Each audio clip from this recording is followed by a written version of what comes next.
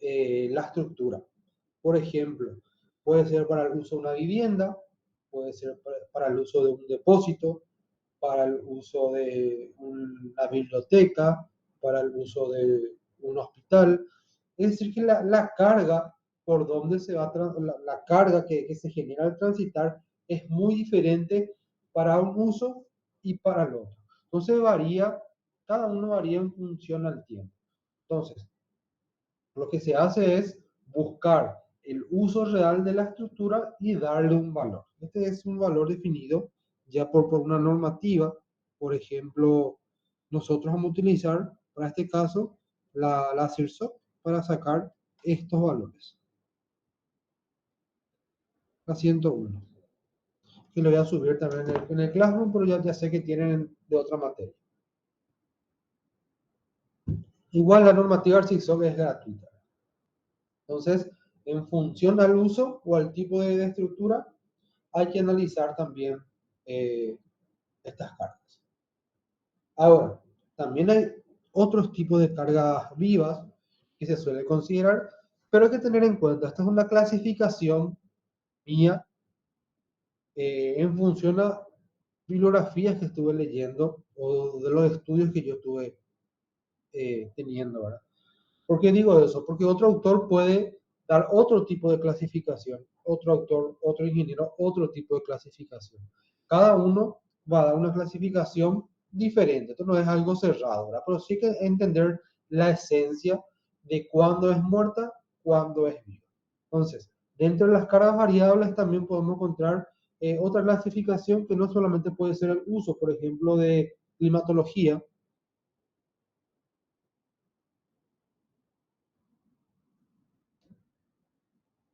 Y dentro de este podemos tener otra vez dos factores o dos cambios bien grandes, que pueden ser, ¿cuáles son, por ejemplo, las cargas que pueden ser el clima?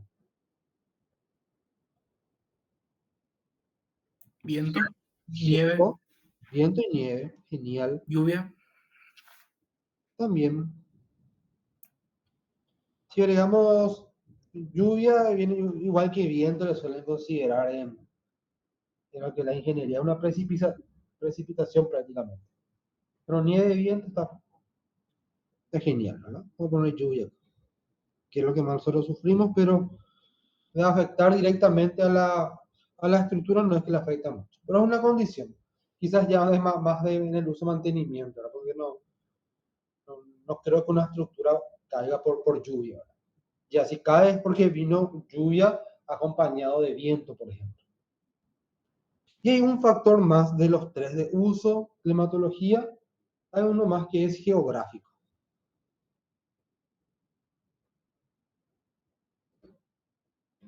¿Y cuál puede ser aquí su división? Cuando hablamos de geográfico, ¿qué piensan ustedes? Acciones del viento, quizás. No, viento no, viento ya es clima. Algo muy importante, en nuestro país no hay. Los sismos puede ser. Exactamente, el sismo. Entonces, esas son las cargas variables que se le pueden imputar a una estructura. Entonces, si yo me voy a otro país y tengo que hacer un cálculo y tiene un reglamento de sismo, tengo que aplicarlo así. Nosotros no lo aplicamos simplemente porque no lo tenemos o todavía no es una carga muy importante que afecta a nuestra estructura. La parte de sismo influye muchísimo en el diseño final de la estructura, de que estar empotrado, articulado, forma de atar, forma de generar estribos. Hay muchísimos sistemas que hay que tener en cuenta, ¿verdad? Pero a nosotros no nos importa mucho. Entonces, lo que vamos a estar mirando fuertemente van a ser lo que tenemos de cargas de uso, que es la normativa CIRSOC, la parte de viento no la vamos a mirar mucho en las estructuras de hormigón, pero hay que tener en cuenta si es un edificio muy alto, el viento es un factor predominante y es bastante, altera bastante las cimentaciones. Entonces, vamos trabajando con cargas de uso, ¿verdad? Y dentro de las cargas muertas, todas prácticamente. Entonces, es importante tener en cuenta eso y estar a sabiendas. Y estas acciones, que son las muertas y las vivas, se pueden tener clasificaciones infinitas también. Por ejemplo, vamos a poner acá tipos de acciones según su naturaleza.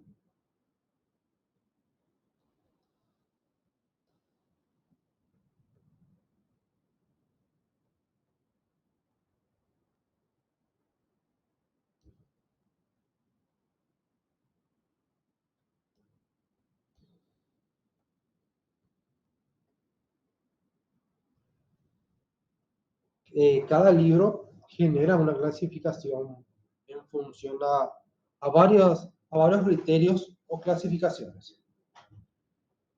Aquí podemos tener que pueden ser acciones directas e indirectas. Vamos a poner acá una viñeta. Vamos a poner acciones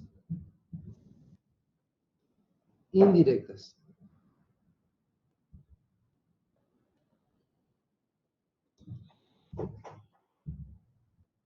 Estas indirectas son las que generan deformaciones a la estructura. Pueden ser, por ejemplo, variaciones térmicas, por ejemplo, que debido, por ejemplo, en los puentes, por ejemplo, que tenemos una junta de dilatación. O, por ejemplo, cuando la estructura de hormigón es muy larga, así como en la uni, por ejemplo, nuestro pabellón tiene junta de dilatación. Cuando se dice que una estructura supera los 30 metros, sí o sí hay que ponerle una junta de dilatación, o cuando es muy lineal también. ¿Por qué? Porque debido al gradiente positivo o al aumento de temperatura, el hormigón se dilata. Y cuando baja la temperatura, se contrae. Es decir, que la estructura está trabajando. En función a eso, generamos la junta de dilatación para que la estructura, al tener ese movimiento interno, no trate de fisurarse. Hay situaciones donde el piso se levanta, por ejemplo, porque la estructura está trabajando y no tiene esa facilidad de desplazarse tranquilamente. Entonces podemos decir que tenemos acciones térmicas dentro o cambios de temperatura. También podemos tener por movimientos impuestos. Y agregando acá lo que voy diciendo, por ejemplo, acciones térmicas.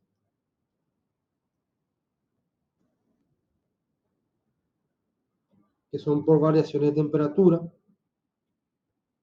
También podemos tener por movimientos impuestos.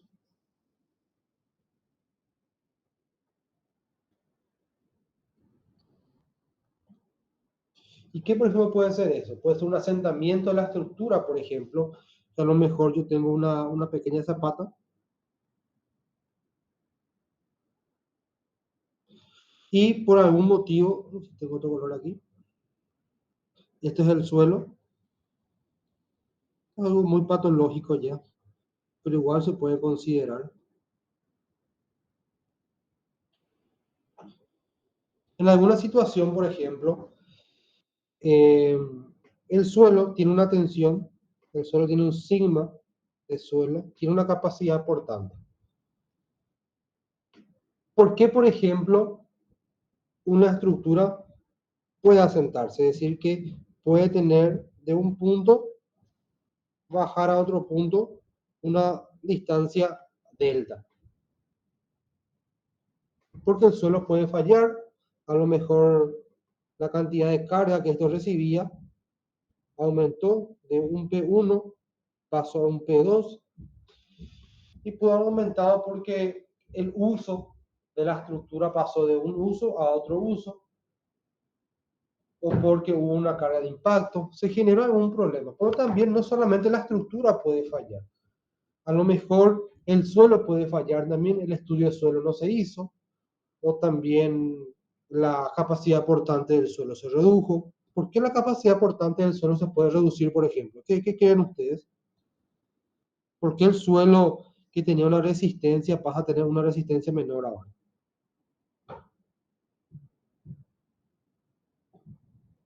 ¿A quién se le ocurre una loca idea? Porque aumentó el nivel freático. aumentó el nivel freático, es muy bueno eso. Por ejemplo, el agua estaba aquí antes, pero ahora el agua subió aquí, en épocas de lluvia subió hasta aquí, por ejemplo. Subió hasta ahí. Y ustedes saben que el agua, cuando ustedes tienen tierra, por ejemplo, en un lugar confinado, ustedes le echan agua y los granos de la tierra o del suelo se van acomodando entre sí o se van asentando. Entonces la capacidad portante del suelo se reduce. Entonces se genera un asentamiento. Entonces son causas impuestas o indirectas que van apareciendo, ¿verdad? Entonces un factor muy interesante. También pueden haber acciones geológicas. Aquí. Acciones geológicas. La parte de acciones geológicas, por ejemplo, se debe a los procesos internos del hormigón, por ejemplo, a una retracción, a una fluencia. Entonces, son factores ya más mecánicos, quizás decirlo así, pero es algo interno del hormigón que también te puede generar acciones indirectas. Entonces, es un tipo de acción también, pero ya más indirecta. Y dentro de las acciones directas, voy a poner aquí,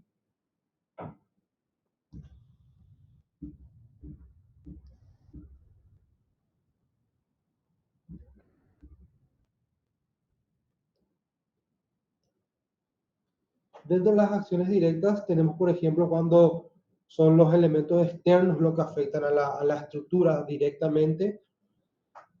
Puede ser el peso de elementos constructivos o, por ejemplo, también la nieve que va cayendo, la nieve cuando, por eso las casas, las viviendas, por ejemplo, de países donde hay nieve, tienen mucha pendiente para que la nieve pueda caerse o desalojar de forma rápida. Los bungalows, por ejemplo, que acá hacen en Paraguay, pero realmente son para construcciones de nieve, ¿verdad? Para que las pendientes desalojen de forma rápida. También, por ejemplo, el empuje del terreno, la fuerza del viento. Entonces, todas esas son acciones directas que afectan a la estructura, que es una clasificación en función a una naturaleza, ¿verdad? Entonces, cuando hablamos directas son más de la parte externa para la estructura y cuando hablamos de indirectas, ya un poco más lo que es las acciones dentro de la estructura. También podemos clasificar a las estructuras, a las acciones, según su variación en el tiempo. Entonces vamos a hacer la clasificación aquí. Y una,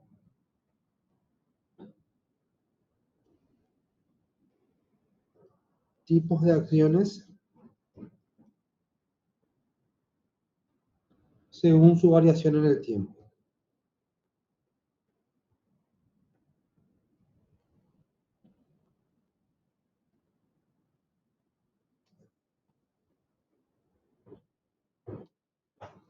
Y aquí tenemos tres grandes grupos que pueden ser las permanentes. ¿Escucharon ese ruido?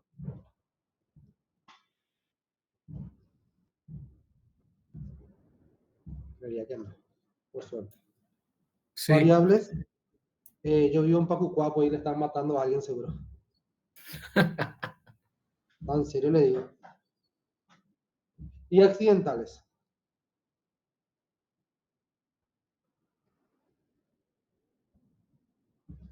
Entonces, las acciones según la variación en el tiempo, tenemos las permanentes, que dijimos que son las cargas muertas, porque permanecen siempre constantes, las variables que varían a lo largo del tiempo y las accidentales que son también repentinas, que aparecen muy rápidamente y desaparecen otra vez. Esas son las accidentales. Entonces tenemos tres clasificaciones: las que no varían, las que varían y las que son instantáneas. Y a las instantáneas les llamamos como accidentales. Son tres de las variaciones, de las acciones que varían en función al tiempo. Por ejemplo, las permanentes o las cargas muertas son las que van a estar en el edificio durante toda su vida, al menos que exista una modificación. Por ejemplo, el edificio tiene hoy un piso de granito reconstituido que pesa aproximadamente 40 kilogramos por metro cuadrado, y después, 20 años después o 10 años después, cambia un porcelanato que tiene 20 kilogramos por metro cuadrado. Entonces, sigue siendo permanente porque en mucho lapso de tiempo queda ahí, ¿verdad? O tenía un contrapiso de 10 centímetros y por ave motivo, porque por mantenimiento o cambio de dueño, se pasa a otro tipo de contrapiso más liviano, entonces va a ir variando su peso, ¿verdad? Pero dentro de un rango de 1, 2, 3, 4 años siempre permanecen iguales, son las cargas muertas dentro de un edificio. También, por ejemplo, las mamposterías, los cerramientos que se mantienen constantes en el edificio. Tenemos también el peso de las instalaciones sanitarias. Vamos a ir citando aquí algunos. Por ejemplo, tenemos el paquete estructural de los pisos, contrapiso, pues la carpeta también. Vamos a tener la mampostería, vamos a tener los cielos rasos.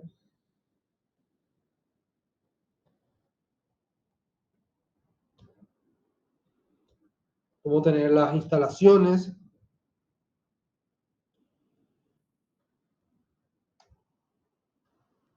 carpinterías, puertas, aberturas, no, llamarlo como aberturas nomás, etcétera. Son los que permanecen en el edificio.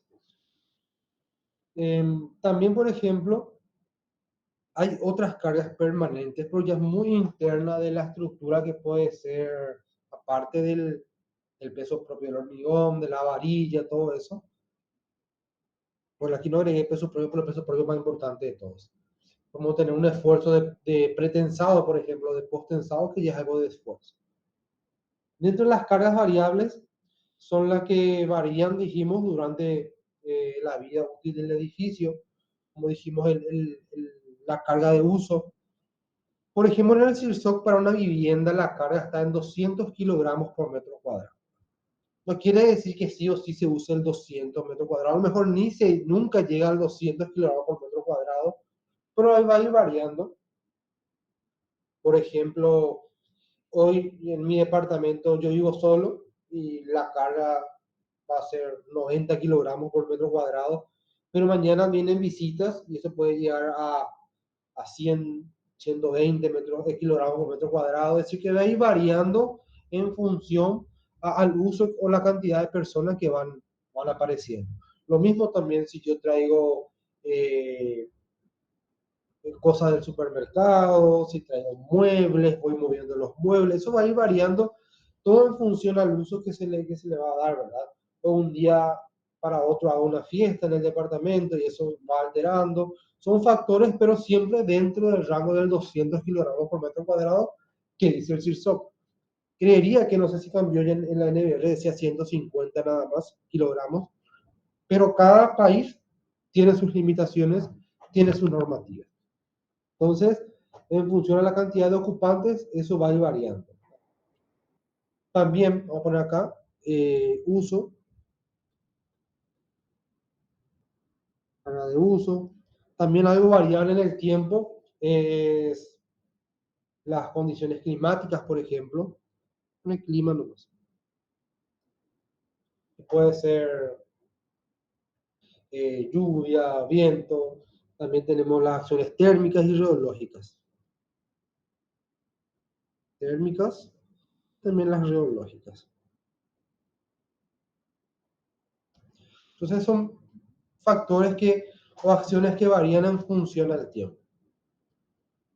Entonces siempre es bueno tener una normativa para tomar decisiones en función de la carga de uso. Creo que es lo más importante, y cuando estamos en la documentación de obra siempre es bueno ir colocando esos valores, porque el que va a ir, a ejecutar tiene que saber, y el que va a usar la estructura tiene que saber. También es fundamental que él sepa, o por lo menos, si él no sabe, o sea, pero sí va a saber para qué pidió su obra, para una casa, por ejemplo, y de un día para otro esa casa, que se hace mucho ahora, cambia a un restaurante porque está en un lugar céntrico de la ciudad. por ejemplo, pero por lo menos si él no tenía el conocimiento de las caras de uso y todas esas cosas, porque tampoco es su obligación, porque es una persona común y corriente que no tiene un grado de educación ingenieril, por lo menos yo tengo un respaldo de que la vivienda calculé con esa sobrecarga.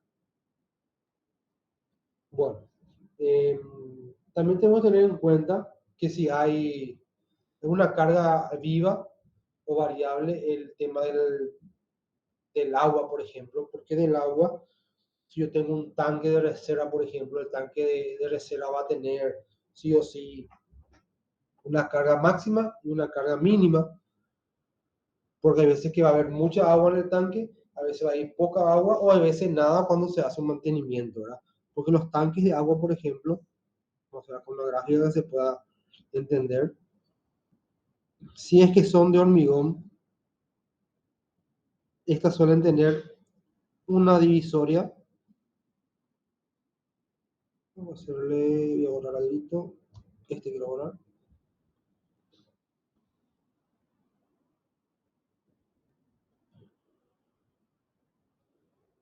Todo lo que es estructuras de tanque, por ejemplo, sí o sí tiene que tener un mantenimiento.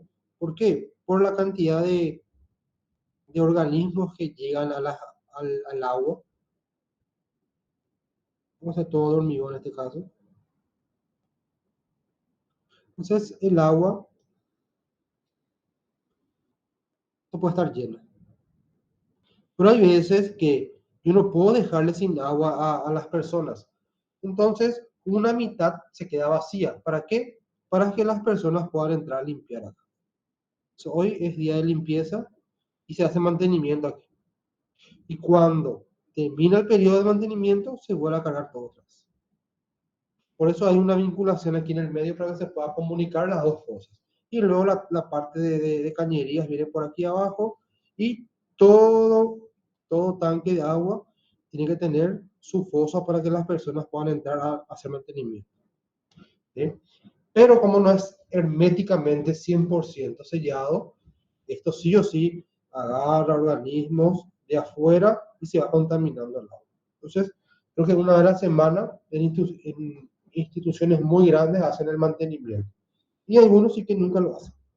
Entonces, el agua, la carga va a ir variando, por lo tanto, la carga en la columna un día va a tener 20 toneladas, el otro día va a tener 15. Eso va a ir variando, entonces también es un factor para tener en cuenta. Y dentro de las acciones accidentales, tenemos la que ocurre repentinamente o que la probabilidad de que ocurra también es muy baja. Por ejemplo, el sismo es repentino. Vamos a poner acá sismo. Y esto es muy corto, me hace dura 12 segundos, 10 segundos, es un acomodo también, ¿verdad? Puede ser choques de vehículos, por ejemplo, impactos. Puede ser también explosiones, que pueden generar un problema. El incendio no, porque el incendio queda actuando por mucho tiempo, ¿verdad? Hablando de choques, por ejemplo, si se dan cuenta, siempre en zona de estacionamientos los pilares son de sección circular. Siempre en los estacionamientos los pilares son de sección circular. ¿Ustedes saben por qué?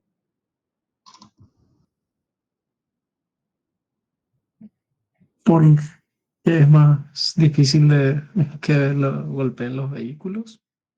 No. No, que va a chocar, va a chocar. Tiene algo que sí. Es por la inercia, porque tiene la misma inercia en todos los sentidos. No como una columna rectangular, por ejemplo. De donde le choque siempre tiene la misma inercia. Por eso se busca que sea circular siempre. Y aparte que se puede hacer una estructura con un armado sunchado. Voy a poner acá. Estoy googleando después la encuentro. Sunchado. ¿Qué quiere decir eso? Generalmente cuando hacemos estribos, vamos a hacer un estribo acá rectangular. Es un estribo, ¿verdad? Aunque es como una espiral.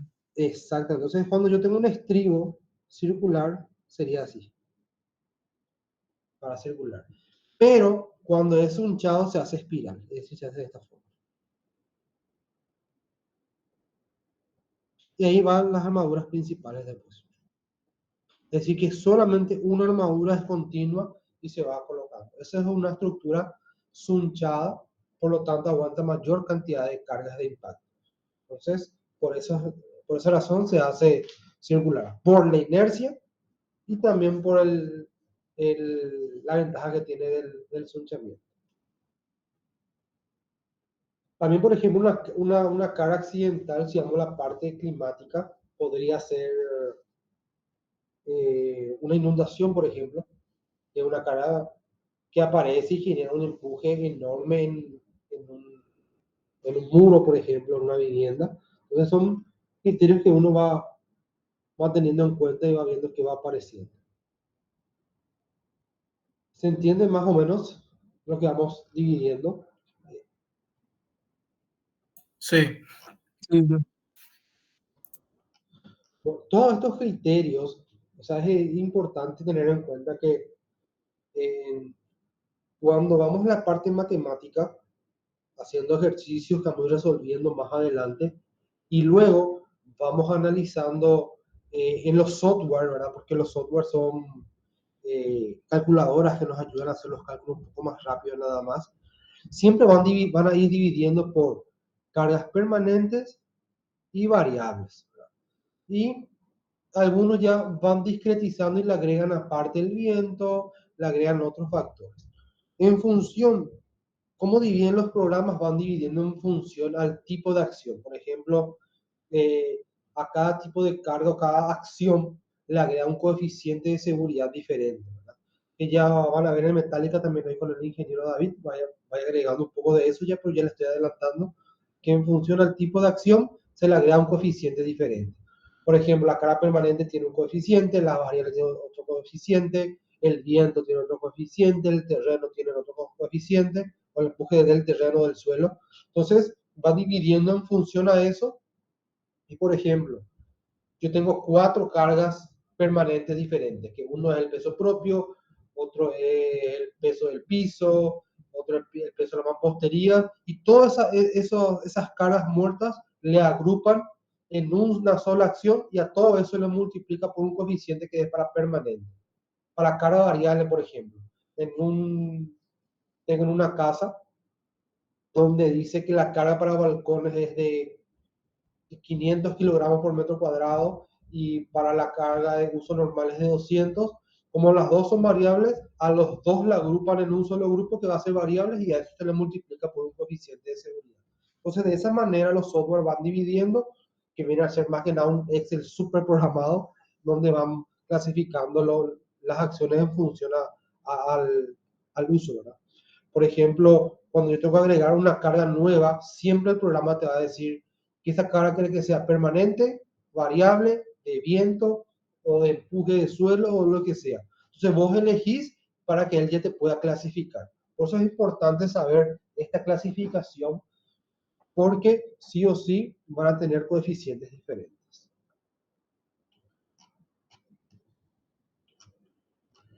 Nosotros estuvimos viendo, por ejemplo, o sea, el programa que usaron ya manejan SIPE, por ejemplo, y SIPE también SIPE es muy automático, ya quizás exageradamente automático, pero son metodologías de cálculos nada más que uno va teniendo en cuenta, ¿verdad? Entonces, para ir agregando conocimiento. Entonces, grandes grupos, ¿de dónde saqué todo esto? Esto saqué del Bernal, que en verdad le toco subir la bibliografía que tengo en PDF para que ustedes puedan ir bien. ¿Dudas, consultas que tengan?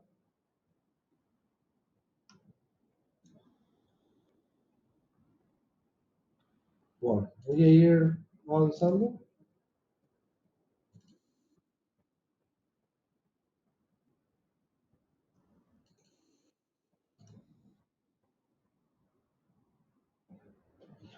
Entonces, el ítem de hoy, el 3.4.1, que era tipos de acciones, son las más generales, las permanentes, variables accidentales, y varían en diferentes clasificaciones. La idea es conocerlos antes que que memorizarse o otro tema que a veces uno quiere acordarse con solamente leyendo, sino que la idea es entender, ¿verdad? Luego tenemos el siguiente punto que es el 3.4.2, que son acciones gravitatorias. Ya vamos a hablar más específico de cada acción. ¿Sí entra acá? ¿Sí? Así le puse el primer punto, sí, le puse uno tipo de acciones. Dos acciones gravitatorias. Esto yo voy a exportarlas con un PDF para que ustedes tengan.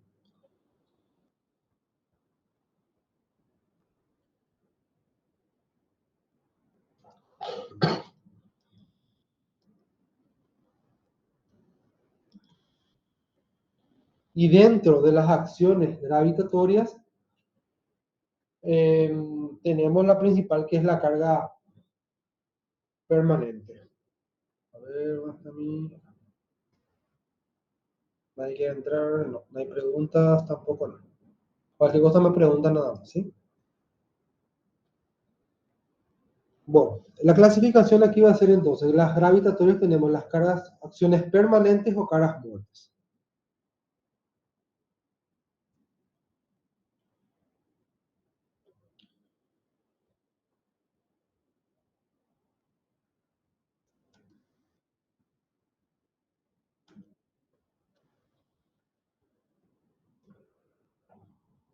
Y aquí podemos tener el peso, por ejemplo, específico de cada material.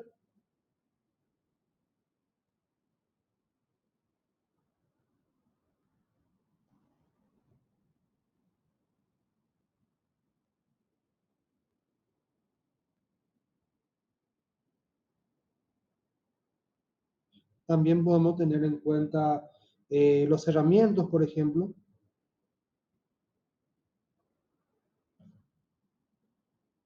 Todo esto se calcula, yo le voy a estar mostrando cada uno. Todavía no di la parte numérica de lo que es hormigón armado. Las instalaciones también dijimos. Y también hablamos sobre acciones del terreno.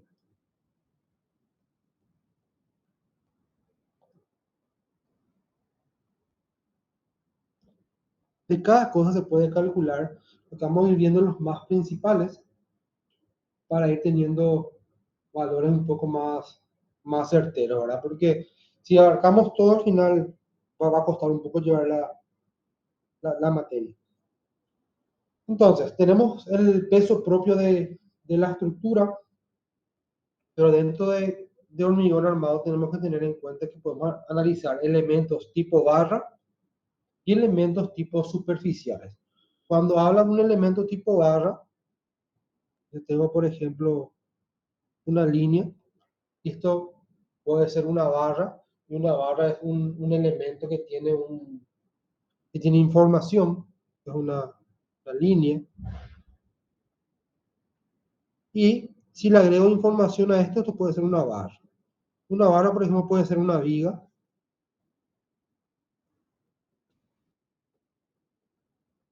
es una barra. Una viga de hormigón que puede tener una sección, puede tener un tipo de resistencia, una cantidad de varillas. Por lo tanto, esta barra, que es una viga de hormigón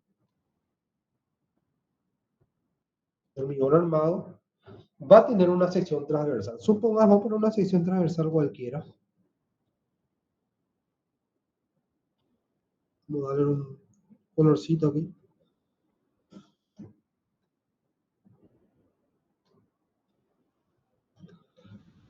Esta barra,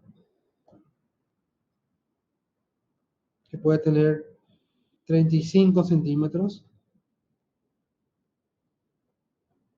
por 20 centímetros. ¿Por qué es importante la sección de una barra? Porque si yo tengo la sección transversal y también yo puedo obtener la longitud de esta barra, voy a poner que tengan 3 metros, yo puedo tener el volumen. Y si yo tengo el volumen, puedo multiplicar el volumen por el peso específico de ese material.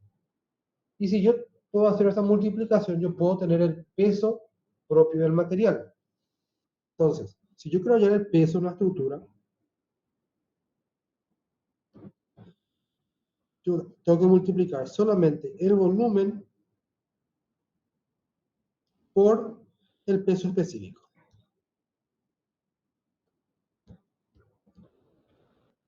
Ahora, en función a la necesidad que yo tenga, yo puedo representar la carga como distribuida en un área, distribuida en una línea, perdón, o distribuida solamente en un punto, ¿verdad?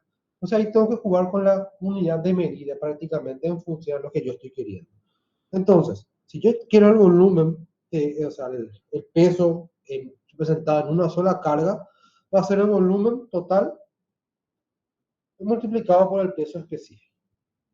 Supongamos entonces que esto tenga 0,2 de base por la altura 0,35 por la longitud que es 3 metros. Y esto, o sea, esto va a representar el volumen que tenemos ahí, multiplicado por el peso específico. Y el peso específico, algunos dicen que el peso específico del hormigón es 2400, otros dicen que el peso específico del hormigón armado es 2400 y otros dicen que el peso del hormigón es 2400, pero del hormigón armado es 2500 porque le agregamos un poquito más porque tiene la armadura, ¿verdad? Pero lo que más se usa es 2400 ya el hormigón armado, o también algunos dicen, no, el peso de la varilla no es que aumenta bastante o el coeficiente ya absorbe. Yo suelo tomar 2400, ¿no? O a veces tomo 2500, depende del estado de ánimo que tenga. Entonces, sería 2400 y acá kilogramos por metros cúbicos. Como sabemos, todo esto, la unidad de volumen ya tiene el metros cúbicos y si yo quiero entonces, esto yo puedo simplificarlo aquí. Entonces, el metros cúbicos del volumen se va con el metros cúbicos y al final esto todo queda representado por un valor en una carga de kilogramos. Si yo quiero, lo puedo pasar también en el sistema internacional, que va a ser 2,4 kilogramos, kilonewton por metros cúbicos y puedo tener también en newton o kilonewton la carga, ¿verdad? Eso ya es cosa de unidad de medida, ¿verdad? Pero puedo trabajarlo en kilogramos como en kilonewton.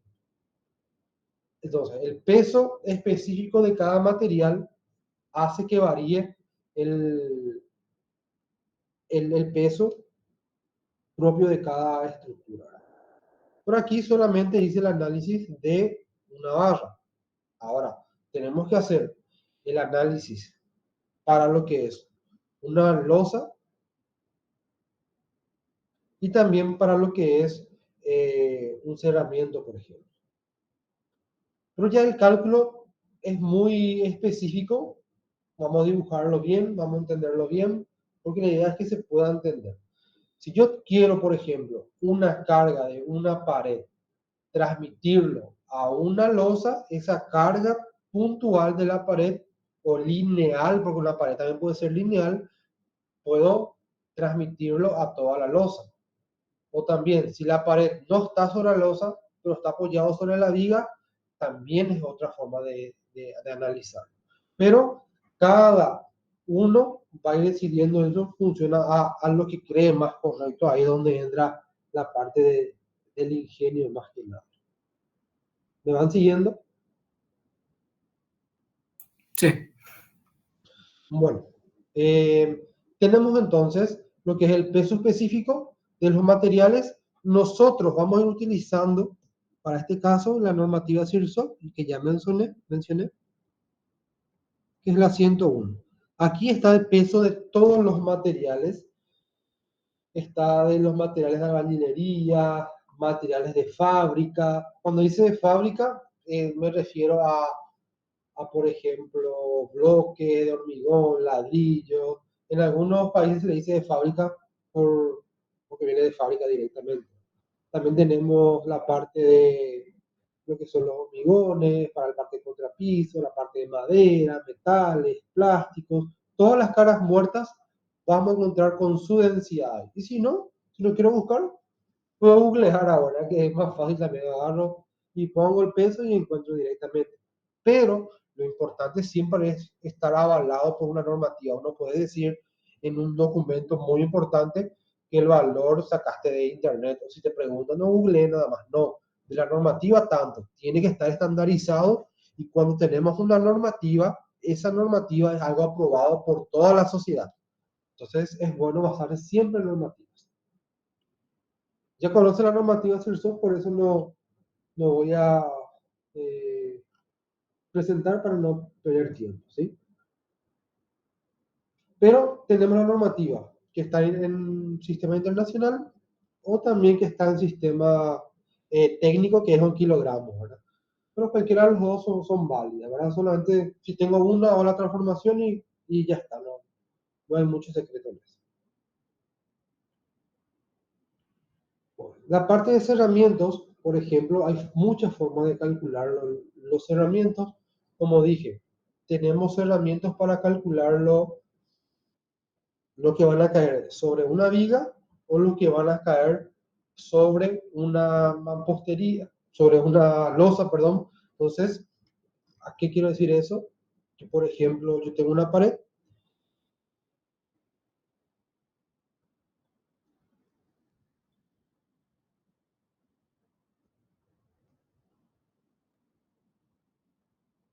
Esta pared me va a generar una carga en una losa, por ejemplo. Vamos a hacer otro color la losa aquí. Es la losa. Y esta losa voy a representarlo en un espacio un poco más chico. ¿Qué puedo hacer? Que esta carga de esta mampostería sea una carga puntual nada más en esa losa, es decir, va a ser este. Puedo hacer, perdón, que todo eso se represente como una carga distribuida en toda la losa.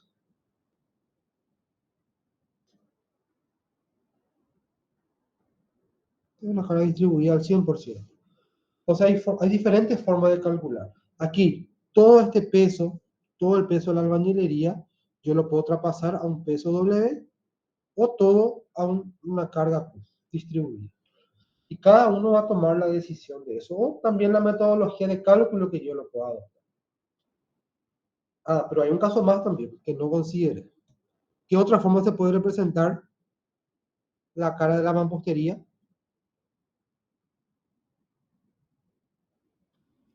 Lineal. Lineal, exactamente. Entonces también yo puedo representarlo en lineal.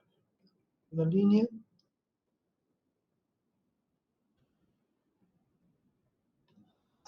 Y esto vamos a llamarle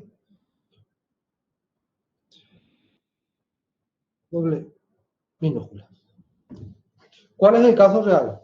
¿Cómo creen ustedes que la carga de la mampostería se debe transmitir? ¿Como una carga puntual, una carga distribuida en el área, o una carga lineal? ¿Cuál cree que usted? O sea, hablando de real, no digo que tiene que ser exactamente real, ¿verdad? No existe el cálculo matemático real preciso, ¿verdad? ¿Cuál ustedes creen que se asemeja más a lo real? La distribuida en el área. Ese uno, otro.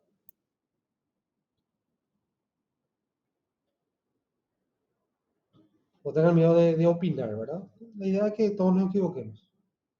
El que no se equivoca no aprende. Bueno, realmente todos pueden ser válidas, ¿verdad? En función a la situación que se puede dar. Como por ejemplo, si yo calculo con el W, esto me va a dar un valor concentrado en una línea nada más, en esto. Que si me puede dar, voy a tirar cualquier número, esto puede darme 10 kilogramos por metro, ¿verdad? Esto, lógicamente, me da un menor valor. Me puede dar 7,5. ¿Por qué? Porque está distribuido en el metro cuadrado. Y este me va a dar un valor mayor porque va a estar concentrado en un solo lugar. Pero los tres son lo mismo. Varía en función al área nada más, ¿verdad? Al área de aplicación. ¿Por qué dije que pueden darse en función a diferentes situaciones? Vamos a tomar un ejemplo. Supongamos que la vivienda ya esté construida, ¿verdad? Y vamos a mover un poquito mi pizarrita. Vamos a hacer acá una representación gráfica de una habitación. Esta es la habitación del matrimonio que se casaron recién, donde aquí tenemos una mampostería. Voy a cambiarle esto aquí. Tengo otra mampostería. Ay, qué feo eso. Mampostería, mampostería. Y aquí yo tengo una mampostería de cierre en el medio. Bien en el medio está la mampostería. Sobre la losa. Se representa ahí con líneas a 45 así. Pintadito. ¿Qué pasa ahora? Yo tomé el caso que lo voy a hacer como una carga W, que dijimos que va a ser kilogramos por unidad de longitud lineal, que sería el caso este. Esto está porque cuando uno construye, pasa lo siguiente. Esto que tiene 5 metros, esto tiene 6 metros, y lógicamente necesitamos replantear esto. Esto está a 2,5 metros, aquí está alejado 1 metro, y aquí está alejado 1 metro. Geométricamente está ubicado en el espacio esa mampostería. Por lo tanto, esa carga está geométricamente ubicada en el espacio también. Pero ¿qué pasa? ¿Qué cosa que ocurre muchísimo, por ejemplo? La señora, porque siempre la señora cambia en todo, cambió la ubicación. No puede ser el señor. No quiere, quiere llevarlo acá. Porque quiere tener mayor espacio para sus, qué sé yo, maquillaje. Cualquier estupidez se diga. Entonces la carga que estaba en el tiempo ubicado aquí, ya no está aquí. Pasó a estar en esta coordenada. Entonces esto ya no se cumple. Vamos a representarlo esto ahora en un corte. Vamos a verlo lateralmente. Vamos a verlo desde otro punto de vista. Esta es la losa. Vamos a hacerle acá un empotrado porque es la continuidad de losa. La carga que estaba aquí en el medio, en 2,5 y 2,5, ya nos pertenece. Ahora pasó a estar aquí. ¿Y qué va a variar? Y lógicamente el momento, ¿verdad? Porque el momento aquí era M1 y aquí M1. Eran iguales. Pero ahora esto va a ser un M2 y acá va a ser un M2', donde M2' es mayor a M2 y también es mayor a M1.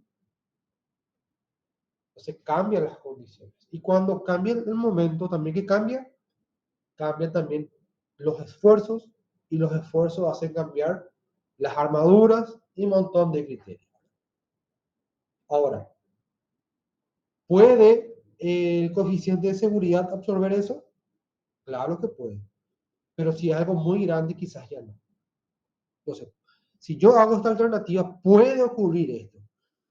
Al decir eso, es decir, que no está mal lo que estoy considerando. O sea, está bien considerado. O sea, no es un error. Nadie te va a decir, no, ingeniero, vos lo pusiste consideraste la cara de esta forma. No, no está mal, está bien. Yo solamente presento las cosas que se pueden dar en la vida cotidiana. Una alternativa que muchos usan, yo creo que la normativa española pide utilizar de esta forma. Es decir, que esta carga de esta mampostería, que me da una carga P, lo distribuyo en todo el área. Lógicamente, esa carga es menor, que acá era 10 y acá va a ser 7,5. ¿Por qué pasa si yo los 10 les tiro aquí, no aquí? O sea, hay otros criterios también. O, el peor de los casos, sí, yo no llevaría a una carga puntual, una carga. Yo haría o esta alternativa o esta alternativa. Las dos son válidas. ¿Se entiende la explicación?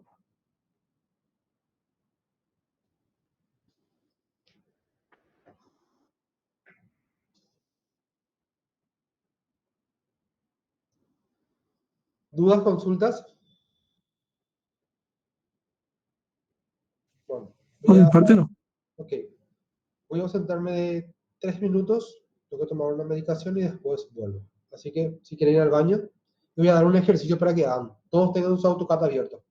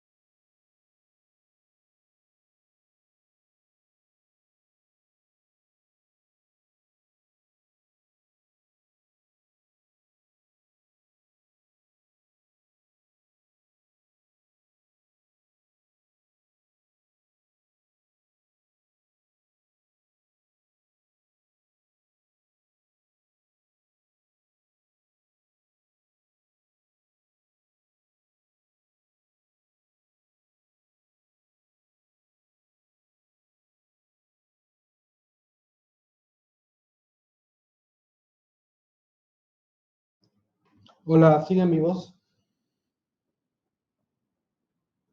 Sí, Ok. Bueno, esta parte teórica va a durar bastante porque tengo que desglosarle cada uno cómo se calcula. Pero me gustaría darle un ejercicio práctico para que usen su cráneo un rato. Y voy a dejar de compartir esto. Esto yo voy a guardar y lo voy a subir.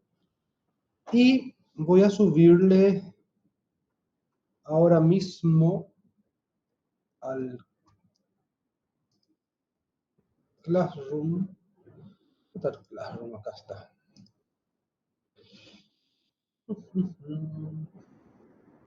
¿Y dónde se fue?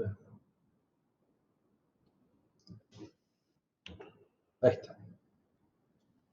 Vamos a abrir si está todo ok. Sería la unidad. ¿Y por qué cuestionario 1 y 2? Encuesta de clase, base de datos, fecha de entrega. El cuestionario fue del ingeniero Darío. sí. Que raro puso en la unidad 2. No puso en la unidad, no sé. Bueno, no importa. Voy a generar ahora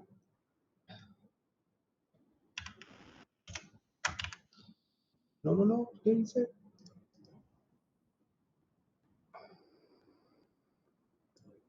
Ahora sí.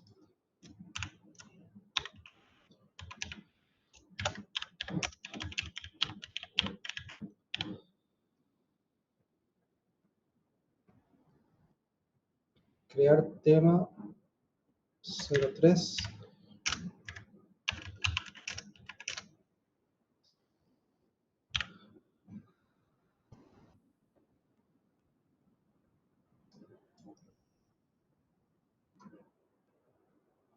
Bases de proyecto.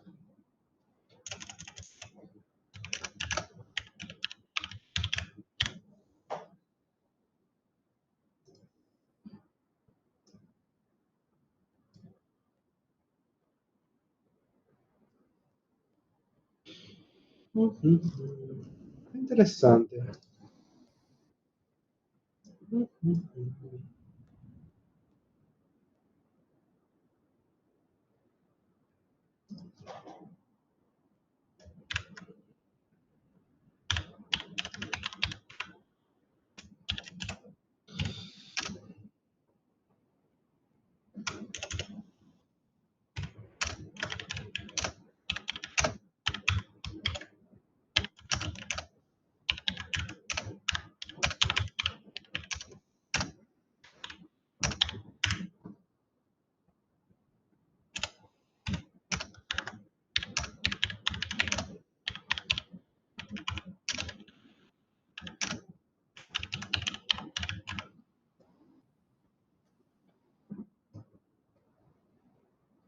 Ahí pueden mirar si es que les aparece, por favor.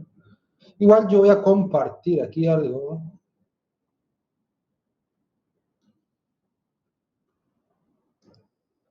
Sí, aparece en G. Bueno.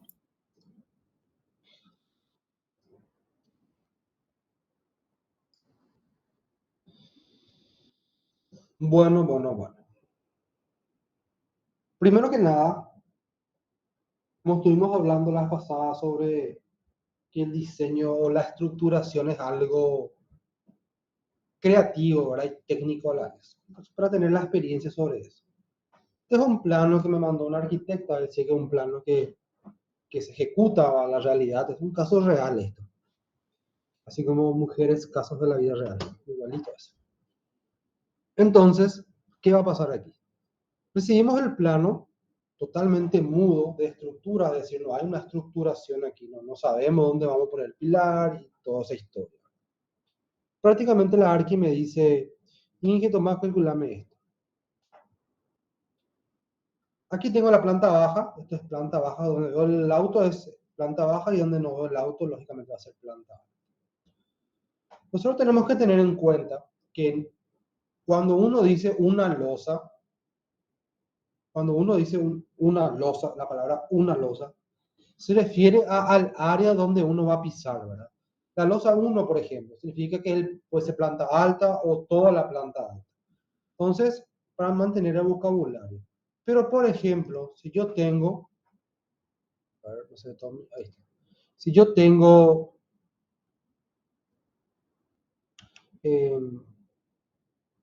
una viga, un planta, vamos a dibujar acá una viga.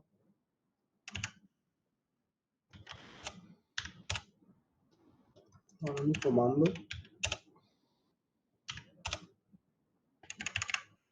Bueno, vamos a copiarle nomás. Tengo una viga, tengo otra viga,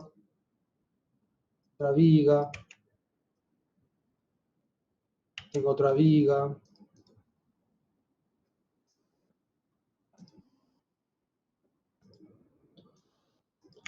Y todo esto es una losa. O un nivel. Y estas losas, o este piso, o esta losa, esta planta alta, está dividido por vigas. Es decir, que una losa está dividido en varias losas. Generalmente, a esta área de losa se le suele decir paños de losa. Es decir, que la planta alta, toda esta planta alta, que tiene pilares aquí en la esquina, Le podemos decir losa, ¿de cuánto? O en un edificio, ¿de cuánta losa será que es? Ah, tiene 15 losas. Se refiere que tiene 15 pisos encima de la planta baja. A eso se refiere. Pero cuando vos ya estás en una losa, ahí lo que tenés son paños de losa. Es decir, que toda esta losa está compuesta por 4 paños de losa. Losa 1, 2, 3, 4. Y en el común, todo lo que hay que hacerlo siempre es por cálculo, ¿verdad? Pero en el común hablar, algunos dicen que una losa máximo, porque todo el mundo dice que máximo la losa de 10 centímetros, o mínimo tiene que ser de 10, si es menos, está mal, ¿verdad? Entonces el espesor se suele decir que tiene que ser, perdón, mínimo de 10 centímetros. Y con este 10 centímetros, aproximadamente 25 metros cuadrados es lo que podemos tener de área de paño de losa. Es decir, que si yo saco el área de esto, y el área de este paño de losa me da 20 metros cuadrados, sí, una losa de 10 va a verificar. Pero si me da 27 metros cuadrados, no, una losa de 10 no me va a verificar, tengo que aumentar. Algunos hacen ese predimensionamiento geométrico, pero lo real siempre sale por cálculo. Bueno, ¿por qué les explico eso? Porque el desafío de ustedes es agregar pilares a esta estructura, ¿sí? Los pilares, lógicamente, no pueden caer en la puerta, pues no podemos poner un pilar acá en la puerta, ¿no? Absurdo, ¿no? Básico. Tampoco pueden poner un pilar en el medio de la cocina, ¿no? Pueden en el comedor como centro de mesa un pilar. O un pilar acá, por ejemplo. Vamos a hacer un pilar aquí representativo. Vamos a ponerle de 15, perdón, de 15 por 30. ¿Por qué me sale? Están dando mal este vídeo. Me cambié a BricsCAD por AutoCAD. Ya saben el problema de AutoCAD. Bueno, entonces, este pilar tengo que ubicarlo en cualquier parte aquí. Vamos a acá hago la referencia.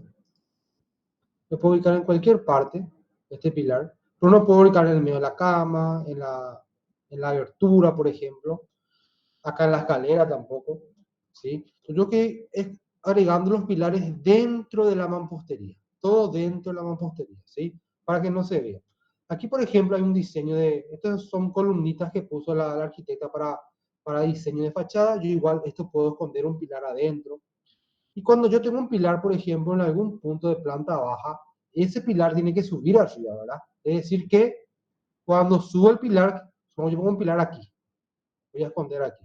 Pero si sube arriba, no puede caer aquí, por ejemplo, ¿verdad? No puede caer aquí. Uno puede caer en el pasillo, o en el medio de la sala de estudio, o en el baño, o en los otros dormitorios. Entonces, eso se llama estructuración. ¿Verdad? Vamos a agregar entonces un pilar. Voy a agregar de 15 por 15, solo representativo. No sé por qué. Sé que tengo que agregar la arroba también acá. No. Vamos a hacerle bien.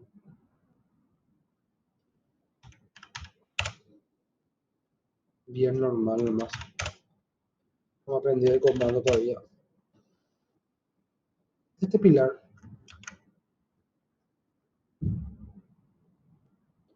No me están dando ahora.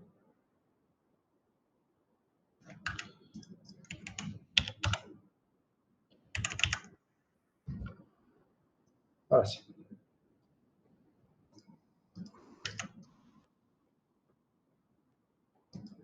Voy a poner verde, porque generalmente las estructuras son, todo lo que es estructura de hormigón suele ser verde.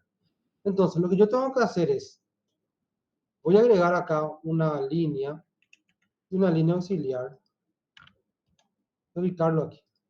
Esa línea auxiliar solamente es de referencia para que yo pueda ir ubicando el pilar aquí.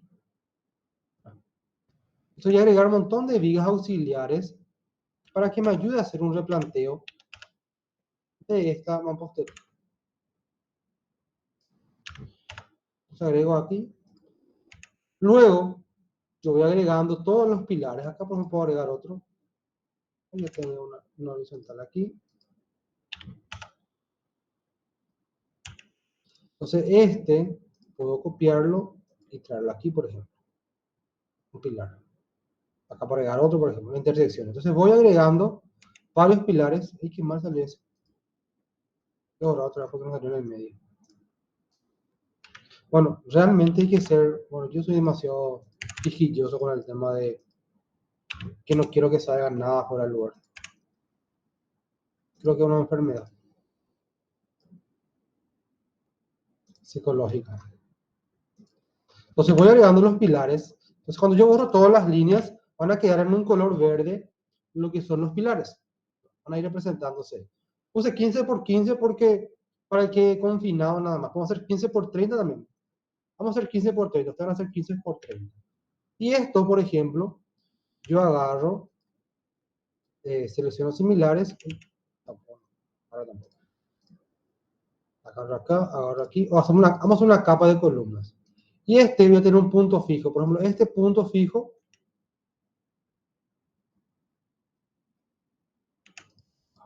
Qué estresante cuando usamos programas nuevos. Vamos a llevarlo desde aquí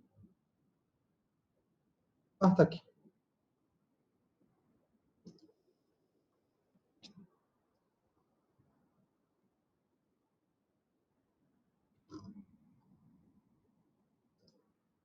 Y aquí, por ejemplo, tengo que ver si coincide o no coincide. Que por ejemplo, cae dos pilares aquí, cae. Que molestan, ¿verdad? Entonces no puedo poner un pilar que va a subir en el techo y cae justo al lado del velador, por ejemplo. Entonces, esas cosas hay que ir viendo de cómo voy a proyectar. Primero agrego todo aquí y voy agregando uno y estoy representando aquí. O el que quiere usar Revit y hacer los dos de una vez, puede hacerlo también. Pero el objetivo es agregar todas las columnas a este diseño en todos los lugares para que en planta alta estos pilares no molesten. Una vez que yo tengo todos los pilares, dijimos vamos a crear una capa nueva, vamos a unir todos los pilares con una línea también que van a representar las vigas. Entonces vamos a tener un plano de estructura de pilares y líneas. ¿Se entiende? Para mí que tiene un problema este plano. Bueno, y cada uno tiene los archivos, me gustaría que empiecen a trabajar y hacer su modelo de implantación. Este, por ejemplo, creo que es una losa que está acá en el borde, un alero. Acá tiene una parrilla, tiene un balconcito, tiene la escalera para subir. Entonces, manos a la obra. Me gustaría que hagan el diseño estructural de esta casita. Sencillo, una casita nomás. Cada paño de losa no puede superar 25 metros cuadrados. Si supera, está mal.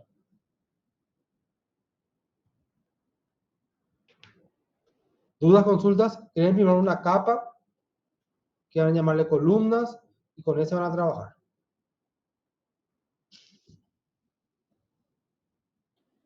Mientras miramos este mi diseño, de que algo no me está convenciendo.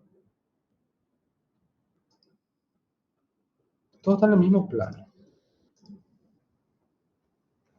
A veces que el plano de la arquitecto viene en 3D, por ejemplo, y desastres. No está bien esto. Las líneas que van a representar las vías que dijo también tienen que ser verdes. Sí, puede ser verde, sí. Genial. Cuando uno entrega en la municipalidad, siempre en verde las estructuras.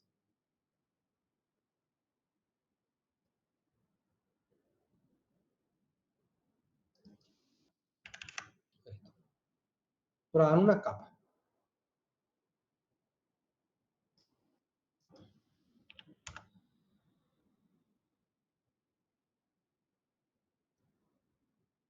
Acá tiene un desfase su diseño y así.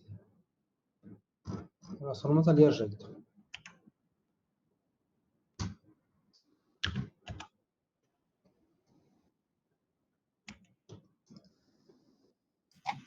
Y ese diseño estructural lo copiamos y dejamos a un costado, ¿verdad? Sí, en un costado. Igual embutido dentro de tu plano para que yo pueda ver.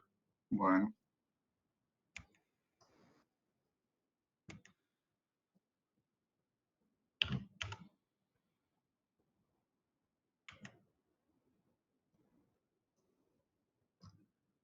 Hay un pequeño desfase.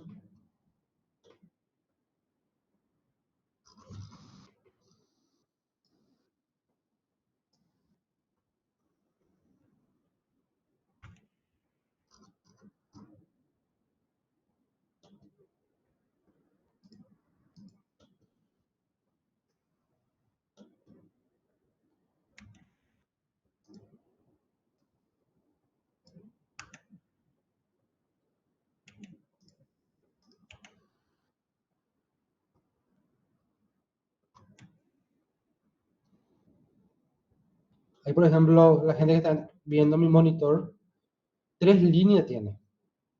¿Cuál de las 3 es la que vale? Siempre me quejo de eso el arquitecto. Miren un poco, aún parece una línea, pero son 3. Solo para comentarle nomás que hay veces que yo creo que para la ingeniería eso debe ser preciso. O sea, una línea nada más. Cuando ocurre eso, por ejemplo, acá, insisto, acá eran las 3 líneas, no sabemos cuál de los 3.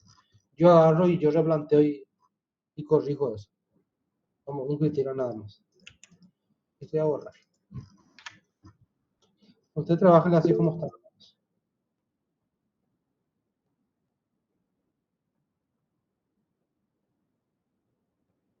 Para eso lo usan programa trucho. No, mentira. No, voy a poner fecha. No, y justamente mi licencia de estudiante se venció por profe. Y seguro que no son más estudiantes. Te hinchan más. Sí, no, voy a poner más tiempo. Sin que probar. Estoy usando ahora y me resulta bastante bien. Tengo ahora me los comandos nomás ahora. 3 guay, hija de mí. O hacer en Revit. Igual, si manejas. Sí, sí, Revit sí. Puedo hacerlo también, o sea, va a ser un poco más rápido, inclusive. Todo es válido. A mí me gusta más AutoCAD para este ejercicio porque se siente más nada más el ejercicio.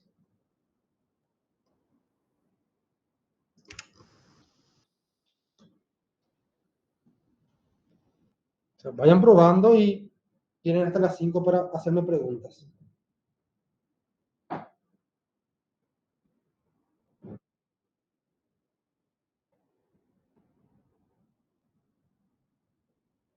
Inge, entonces tenemos que colocar los pilares y las vigas también. Sí, pilares y vigas.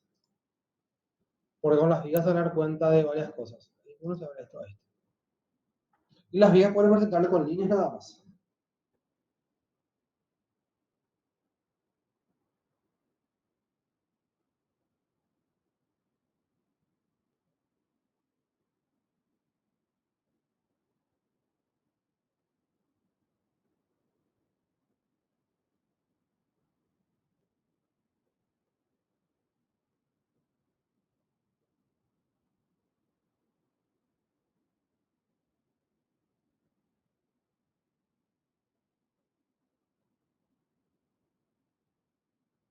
Vamos a estructurar algo tan sencillito.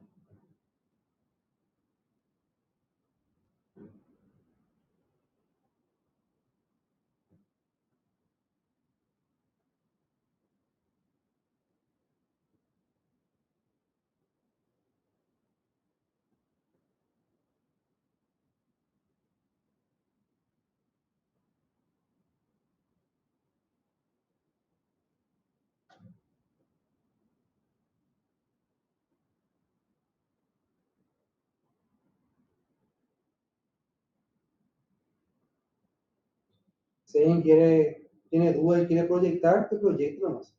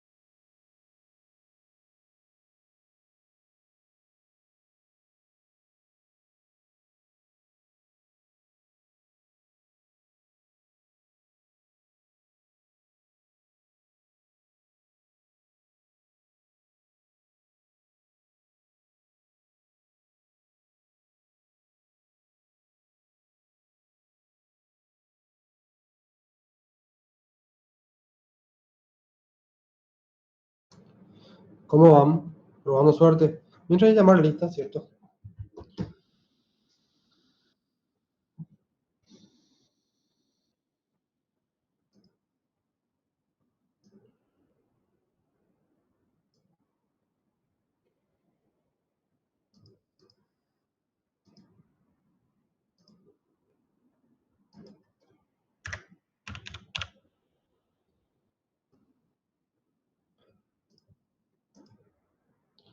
Aguirre Fanny, Presente. Ábalos Gastón, Presente. Ayala Pamela, Benítez María Ángel, Presente. Benítez Hilda, Presente. Benítez Hugo, Bogado Sebastián, Brizuela Lucas, Presente. que dos hablaron ahí. Hugo. Después Lucas presente, Karen Cabral, Presente. Florencia Cáceres, Presente. Cardoso Luis, Presente, Inge. Castillo Jorge,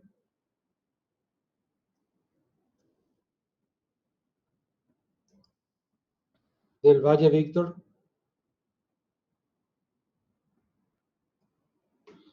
Domínguez Alejandra, Presente, Inge. Duarte Juan, Presente. Duete Javier, Presente, Inge. Duete Vanessa, Presente.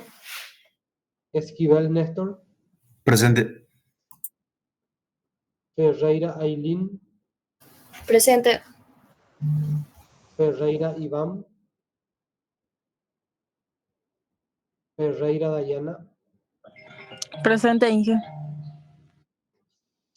Figueredo Larisa, Presente. Garay Luis, Presente. Gauto Marcelo, Presente. Jiménez Mariano, Presente. Gómez Liz, Presente. González Luis,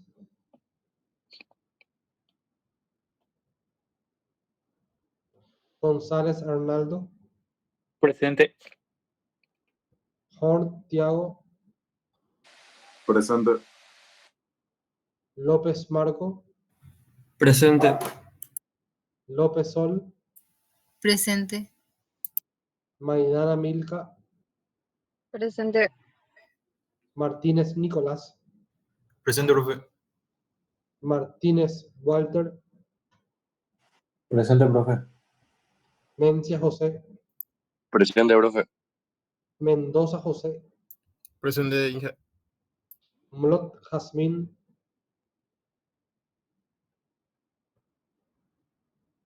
Morel Ana, Presente.